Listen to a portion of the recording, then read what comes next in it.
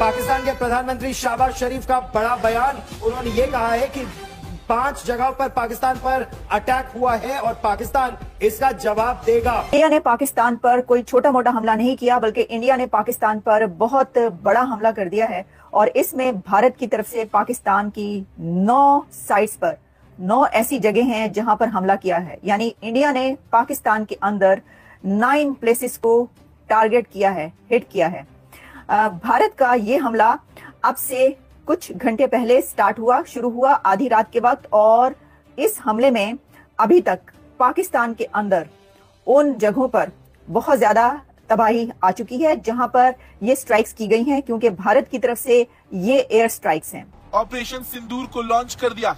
इस ऑपरेशन में भारतीय वायुसेना ने पाकिस्तान और पीओके में 9 आतंकी ठिकानों पर टारगेटेड स्ट्राइक की। इस कार्रवाई को रात 1:30 बजे के आसपास अंजाम दिया गया। ये हमला बहावलपुर, कोटली और मुजफ्फराबाद में किया गया। कश्मीर के पहलगाम में जो पाकिस्तान ने हिंदुओं को चुन चुन कर उनकी पहचान की वजह से मारा था, उसी दिन यह तय हुआ था कि कुछ बहुत बड़ा होगा। और अब भारत ने पाकिस्तान को ऑपरेशन सिंदूर के जरिए ऐसा जख्म दिया है जो पाकिस्तान की आने वाली नस्लों को भी डराए।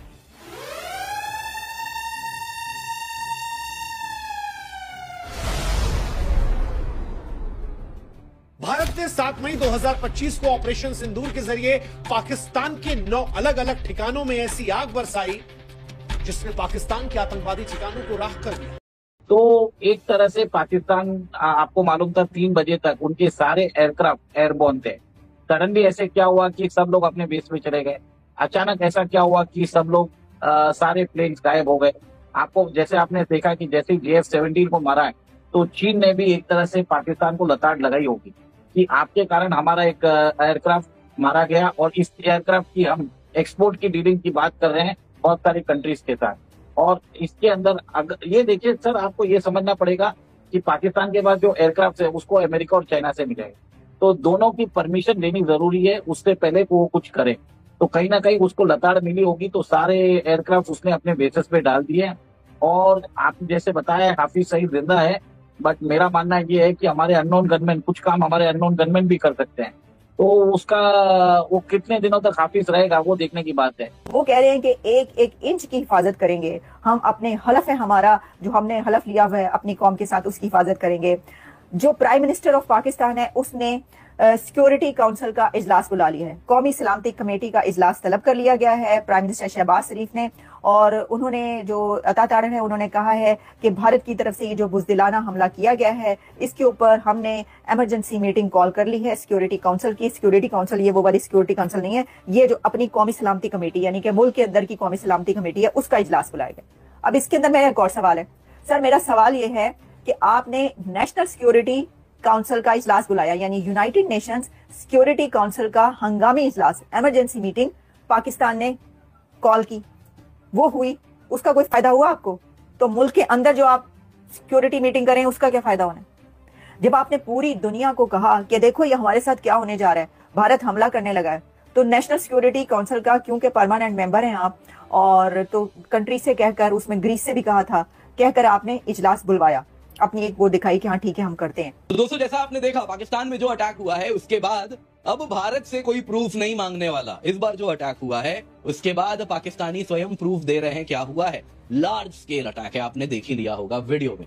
अब दोस्तों इसके बाद हुआ क्या है, जरा क्या F-16 हुआ है। बम फटने के बाद लाइनें लगने लगती हैं, कहां?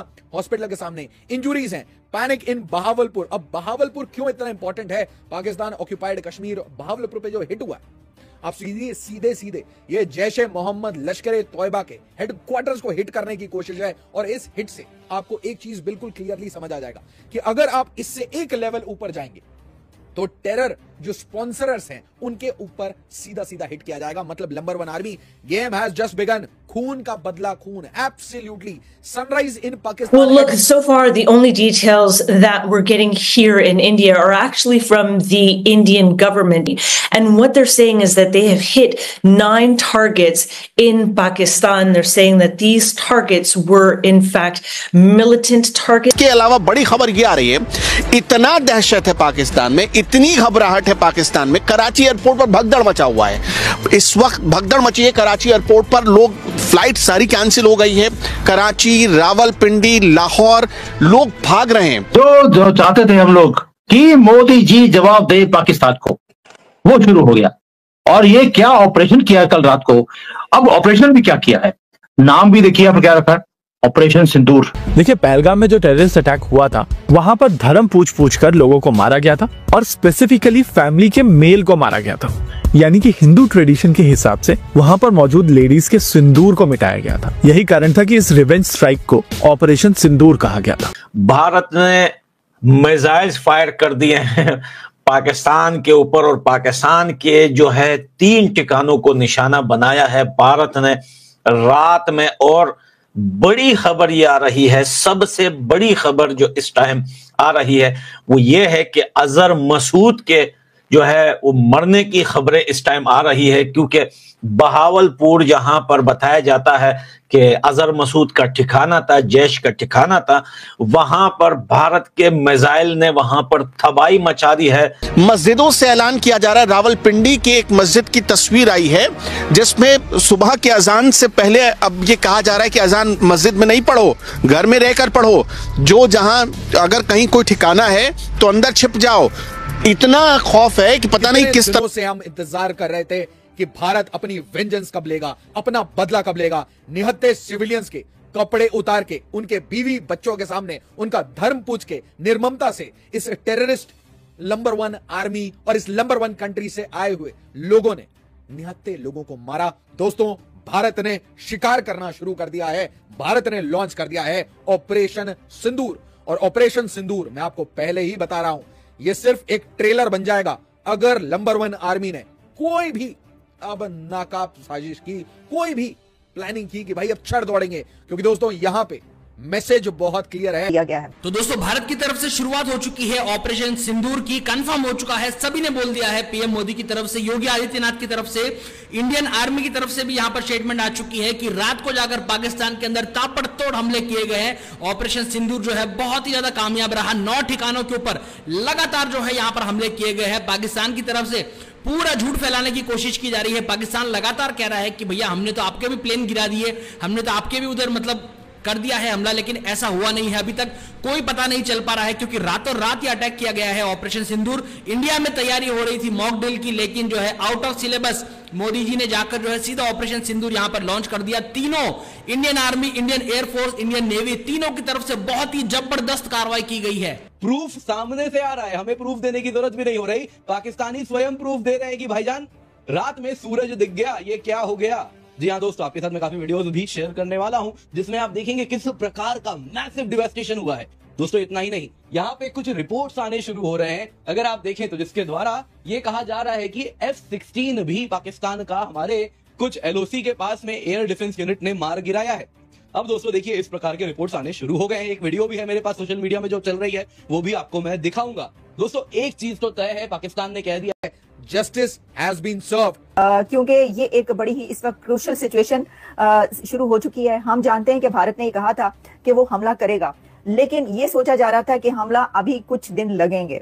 हमने भी जो अभी तक अपने तज्जिए किए उसमें हमने आपको ये बताया कि भारत की तरफ से हमला होगा, लेकिन ये जो हमला है इसको टाइम लगेगा। लगता है कि जब ये IPL खत्म हो जाएगा तब होगा। ऐसा लगता है कि जब तैयारी हो जाएगी, क्योंकि अभी तो ड्रिल्स स्टार्ट हुई हैं और वहां पर जो वो वाली ड्रिल्स थी जिसमें कि डिफेंस की ड्रिल्स वहां पर भारत में स्टार्ट की गई थी, तो उसके ऊपर जो है वो ये कहा जा रहा था कि अभी कुछ दिन लगेंगे, लेकिन वो कुछ दिन नहीं बल्कि सिर्फ कुछ मिनट लगे हैं। और इसमें सबसे बड़ी बात यह है कि भारत ने जिन जगहों को टारगेट किया है वहां पर वो उन दहशतगर्दों के ठिकाने कहे जा रहे हैं, वो टेरर कैंप्स कहे जा रहे हैं जिनकी तरफ से भारत पर इससे पहले जो मुंबई अटैक हुआ और जो कई एक दहशतगर्द हमले हुए, और ये कहा गया कि मौलाना मसूद अजहर और हाफिज सईद के ये टेरर कैंप्स हैं जो ये काम करते रहे हैं। उन कैंप्स पर हमला किया गया है। और आपको एक और बड़ी खबर मैं ये दूं, और वो खबर ये है कि भारत ने पाकिस्तान के कश्मीर पर भी हमला किया है। भारत की तरफ से जो एयर स्ट्राइक्स की गई हैं, जो कि अभी तक मेरे सामने 9 प्लेसेस पर आ रही हैं, उसमें कहा जा रहा है कि जो कश्मीर एरिया है वहां पर भी हमला हुआ है। तो इसका मतलब ये हुआ कि जब हम ये हमला देखते हैं कि भारत की तरफ से सिर्फ एक जगह पर स्ट्राइक नहीं की गई, ये एक बहुत कॉम्प्रिहेंसिव, एक भरपूर हमला है जिसमें 9 जगहों पर टारगेट किया गया है भारत की तरफ से, और इसके अंदर उन दहशतगर्दों के टेरर कैंप्स को निशाना बनाया गया है, जिसमें बहावलपुर की तरफ जो हम आपको बता रहे थे, हमने कई बार बात की कि ये ऐसा क्यों है कि कभी ये कहा जा रहा है कि जो इंडिया है वो कराची की तरफ जाएगा, वो सिंध की तरफ जाएगा, वो जो उसके टैंक्स है इस तरफ जा रहे हैं, तो बहावलपुर की तरफ कई बार बात की गई। तो अब बहावलपुर में जो दहशतगर्दी के कैंप्स भारत की तरफ से कहे जाते हैं कि यहाँ पर ये दहशतगर्द हैं, उनके ऊपर ये हमला